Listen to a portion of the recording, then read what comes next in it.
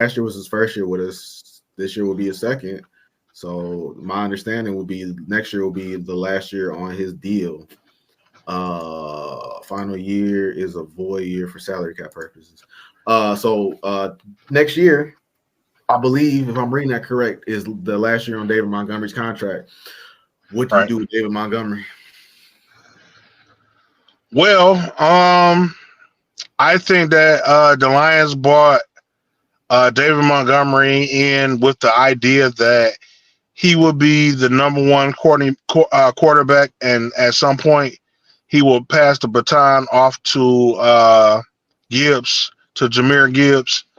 But in the last couple of weeks, man, David Montgomery has still kind of been back number one. Both of them have had even success, but Demon has had more success than I think anybody thought he would have in Detroit. I mean, we all thought he would do good, but he's gone above and beyond what we expected of him. The way he's been running these last couple of weeks, I think you got to offer that man another contract. You can't afford to let him go. I mean, barring any injury or anything, you can't afford to let him go. Jameer, while he is a premier running back, he is doing his own thing. I don't think he's outshined Montgomery in the way everybody thought he would eventually. I think maybe he has that potential eventually in him, but as of right now, they're kind of neck and neck, man. With Montgomery, might even have a slight edge over Jameer, but yeah, man, I think you got to offer him another contract. So you resigning Montgomery and Jameer, or because Jameer will be up, maybe. So I don't know how. You might not have to worry about that for a while though. Let's see, Jameer Gibbs contract. Jameer got drafted last year, right? yeah, you got 4 years with my you got 4 years with Jameer plus a fifth year option. Okay, because he was a first round pick. So yeah, you'd be fine. You'd be fine. You'd be able to kick that can down. You would get at least 2 years before after you resign Montgomery before you had to make that choice. Yeah, so that it probably work out. So yeah, I'm not mad at that. Resigning Montgomery and figuring it out later. Um, the Lions honestly have been a victim of their own success, if you want to look at it like that. You know, they kind of just grabbed these guys, and we didn't really think too much of it. And then next thing we trying to give them contracts. We still, some people are still losing sleep over the fact that Josh Reynolds isn't here. Who would have thought Jared Goff would have people chanting his name at random events, Tigers games, and now David Montgomery was just kind of hey, let's go get a running back who's good in the league, and he comes here and man, he's just been a bull the way he's been running. So yeah, no, I'm not mad at it. Yeah, not at all. I mean, if you think about it, I mean, can you afford to? Like, what is the basis of your team? We all know the offensive line is the base. As a team whole, the offensive line is the best unit on our team. And then when you look at it, man, up next is the running back room. Those are the bases of our team. And I think if you get rid of those two dynamics, that you change the whole face of the team. And I don't think you can afford to let that go right now. Um, uh, like you've always told me, there are always receivers that you can draft. There are probably always running backs that you can draft, but right now you kind of had a bird in the hand. You got two of the best running backs in the league right now. Why would you take a chance on losing that? Yeah, I guess we'll just it really come down to the cap because one thing in sports I'm not great at is this whole cap situation. So I know I think Jared Goff's contract don't really kick in until next year, and the same thing with St. Brown and Panay Sewell. I think Hutch is going to be eligible for an extension next year, so they got to work that out. Um, but yeah, you got contracts coming up, so you know it's good. You know, Lions fans are eager for Brad Holmes to spend money, but you know, every time we say that, we always hear people come back at us like, well, he wants to stay flexible with the cap money, and he don't want to go all in, and he just always wants to be comfortable. And the only anti argument to David Montgomery would be, re-signing him. Would that give you cap? Would that affect your cap? And I understand what you're saying, because I do put some stock into taking care of your guys, especially where we came from. I'm not gonna be mad if they decide to take care of their guys, but at the same time, it seems like running back is the most common position that gets clipped when the budget gets tight. Yeah, definitely. If you need to make a cut, you could usually make a cut in your running back room, but And JMO, we like I got to said, figure out what we're gonna do with JMO. He gonna but come. yeah, like I said, man, David Montgomery is running like a man possessed right now. And the one thing that I will say that Brad Holmes has been doing, as he's been tweaking the salary cap, where saying one guy might get paid like $5 million this year, but the next year he will get a lump sum payment, and then the next guy up will take that cut next year.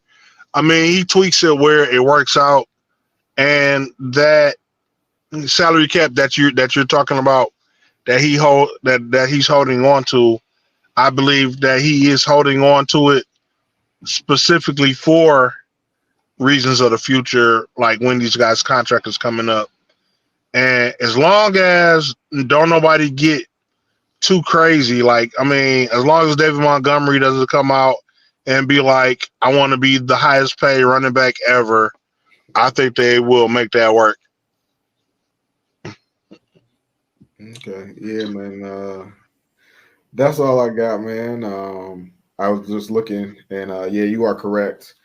Terry Skubal is going to pitch for the Lions. He's going to pitch for the Detroit Tigers on Monday's game in Cleveland. So hopefully, I think their record is crazy with Skubal on the mound. So that they hopefully they bounce back this next game. But yeah, man, that's all I got. Yeah, man. And speaking of JMO, I think they'll sign JMO next year as well. I don't think you have a choice there as well. I think if they did make some cuts, it You would get a have to be. contract. You get a contract. If they had to make some cuts, man, I see it coming on the defensive side of the ball. I could see them letting go of McNeil. They wouldn't want to, but I could see them letting go of McNeil. Nah, I'm not mad at Uh, that. I'm not mad at that idea. I'm with you though. I wouldn't. I know you wouldn't want to let him go. I wouldn't want to let him go. But if they had to make a cut, then yeah, I can see that. yeah, McNeil. You had Davis, but I mean, if Rakeshaw, even if he doesn't play this year, he should be good to go by next year. You could let Davis go. Amik Robinson, you know what I'm saying? You could probably let him go. These are all guys that could be replaced by draft picks. I think you make your cuts. I mean, your defenses look better this year, but your golden goose is still your offense. I think if you have to make cuts, you make cuts on the defensive side of the ball. Aaron Glenn probably won't be here next year. I'm not sure what Ben Johnson is going to do. So you probably have to restructure your defense anyway. And as even though they've looked better, they're still not a top 10 defense at this moment in time. They've got time to get better, but yeah, I think you make your cuts. I think you take your losses on the defensive side of the ball and see if you can maybe restructure and make it better coming from that angle.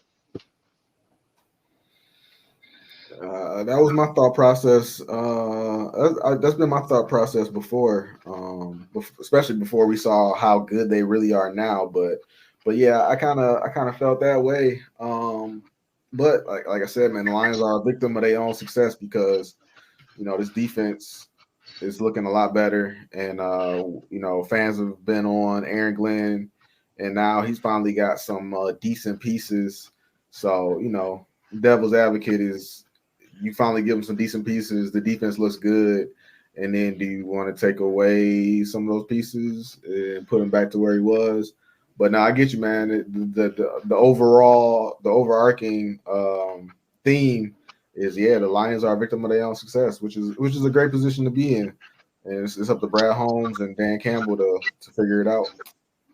So I know this is a question for the end of the year, but every year, both coordinators have said they love this team, and every time they've had an opportunity to leave, they've decided to stay. Do both of them leave this year, or does one of them leave this year? It was funny that you said that you don't think Aaron Glenn was going to be here. You can see Aaron Glenn not being here next year, and I thought that same thing when they brought it up during I think it was that Monday Night Football game. They showed him on the sideline, and I got that same. When they said that, yeah, I was like, nah, they're not lying. I could definitely see Aaron Glenn leaving this year. Like I said, it's still a long season ahead of us, but like we said, this is the best their defense has looked, and honestly, if he was the lead, this would be the prime opportunity to do it, because assuming the defense continues to play somewhere along the level that they're playing at right now, I don't think his stock is going to be any higher. He could go into any interview and say, hey, I held that defense we held that defense together the whole time I was there, and then when they finally gave me some key pieces, I mean, look what happened to the defense. We only got better as I was there. So, if he comes back another year, especially with these when we looking at how we gonna handle these contracts, he might not look as good as he does this year. So if he was ever to leave, I think this will be his best opportunity after this season, and I wouldn't be surprised if he left. So what do you think? Aaron Glenn leaves and Ben Johnson stays, or do you think Ben Johnson leaves as well? No, I think Ben Johnson stays as well. I kind of think Ben Johnson and Dan Campbell are gonna be together for a while. I can respect that. Yeah, man, that's all I got, man. All right, man. Well, we appreciate y'all. Y'all know the deal. Like and subscribe. Week 5 starts tomorrow. Well, it already started, but we're gonna see what happens during this week 5 and see if we was right on any of these picks. Like I said, it's a layup this week, man. I doubt that we get these wrong. I mean, shots to the ones that we split on, but you know what I'm saying? There's a lot of easy picks this week. But with that being said, man, until next week, we'll see y'all. Peace. Detroit!